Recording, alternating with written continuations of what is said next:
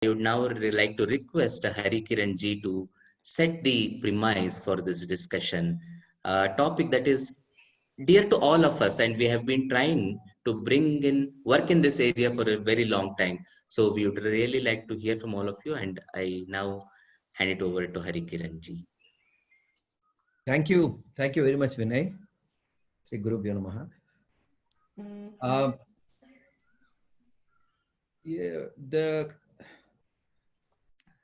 the concept for this, the background for this whole initiative of Indica Yoga, Vinay has been explaining, Anu has been explaining, is to bring back authenticity, immersion, and transformation in our yoga practice. We noticed that elements were missing, and then it has become a mass commodification, and therefore, how do we bring those three crucial elements back?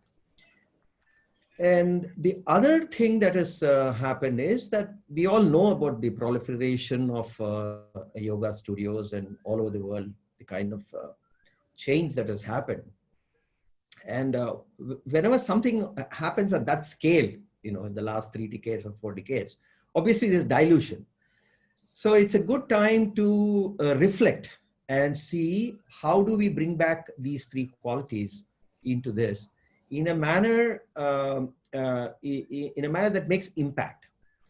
So there are certain things that we are trying to do. We are not trying to be another Me Too kind of an initiative, but we are trying to be flexible. We are trying to be innovative. We're trying to be creative. We're trying to think how can each action have an amplifying effect. So, for example, we are not so keen on looking at you know, a 200-hour program or a 500-hour program, because they're there. There's so many out there that we really don't need to come back and say, okay, we are offering a 200 or 500-hour program. So what do we do, and what are the missing things in the market, and where do we make the intervention?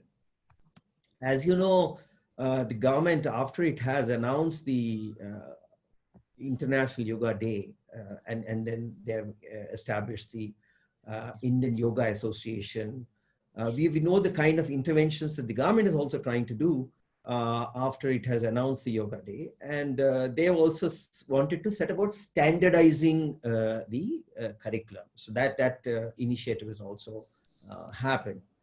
And interestingly, when they said they would want to standardize it, initially they actually said, okay, level 1, level 2, level 3. There were 3 levels that they announced. And the third level was actually Yogacharya. Suddenly that emphasis was removed, and we only have level 1, standardization of level 1 that has happened. So something is missing, you know, post-colonial thing that we have not been able to have that kind of a Guru Sishya transmission, and whatever islands of excellence that we have seen in post-independence, whether it is Krishnamacharya or Pattabhi Joyce or Iyengar, Bihar School, Shivananda Ashram, all these are islands of excellence that have developed organically. And this organic growth, and there is a mass commodification that's happening. So there is obviously a disconnect between this need for authenticity and the need for immersion and transformation. So how do we, you know, put that across? That's what is actually agitating us, and that's what we would like to do. The other thing that has happened, again, thanks to the post-colonial colonization, is that the fundamental goal of our culture, which is moksha, at a very individual level, the framework of dharma, artha, kama, and moksha, that fundamental goal at the individual level, that your purpose of life is for liberation, this is lost from the narrative. So that goal and that pursuit is not in our consciousness, is in a public consciousness. So consequent to that, what happens is that you have these westernized, you have this development, you have all kinds of growth and material pleasures and all that stuff, but it is not translating into, yes, this is the purpose, and there is a framework, there's a ashrama, varnashrama framework, and there is a progression to which there's a liberation that is happening, is lost. So therefore, there is a constant questioning. So if you are a 50-year-old, you're materially successful, there's an emptiness. You do some yoga, you do some mindfulness, there's an emptiness, and you say, what is the purpose of my life? So there is no framework, the societal structures that were there earlier, all were lost. So you have really no idea, how do you pursue liberation? How do you pursue moksha? And therefore you do some asana, and then and you're all over the place. So that is the other thing that we want to do, that bring out this concept of dharma, artha, kama, and moksha, and put this whole ashrama framework into perspective to the normal, common person, so that he knows that, yes, this is my goal. Now, it's easier said than done, because obviously we don't have the institutional infrastructure. So one of the things that we want to do is create this Yogacharya program. And I come from the Vedic Dharma, so I'm an Advaitin. So my bias, so to speak, would be from that perspective of what exactly does it mean to go for liberation. The other thing is that we tend to take cross, like Subbu was also taking this cross-pollination of ideas. So in Vedanta, we have this beautiful concept of Sravanam, Mananam, and Nididhyasanam. And it's just a phenomenal thing of listening to your guru, reflecting, inquiring, going about questioning, clarifying all your doubts. And then you are immersed in that understanding.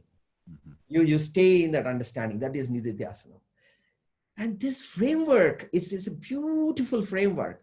And if we use the same framework for even in yoga teaching for this Yogacharya program, then the question is, you don't go to a studio and go to a 7 to 8 class and do a 200-hour program and say, okay, I'm a qualified yoga teacher.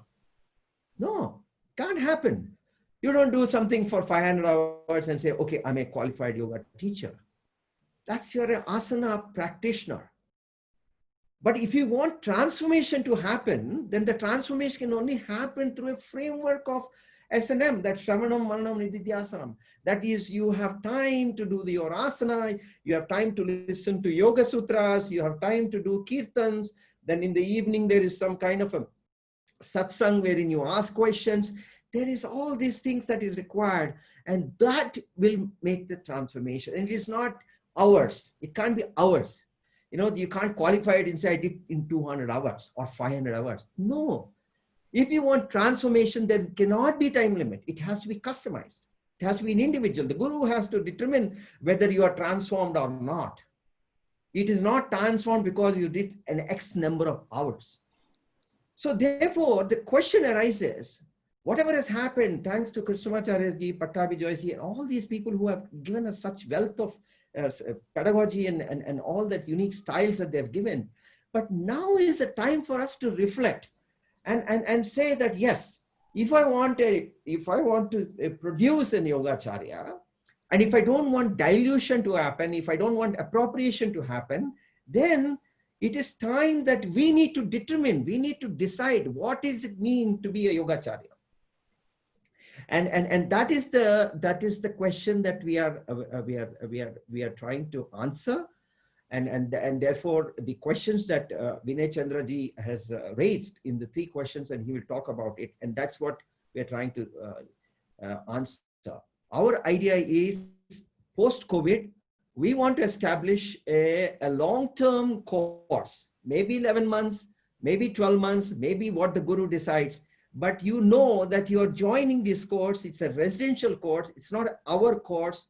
And then you join for becoming authentic, for being immersive, and for being transformative.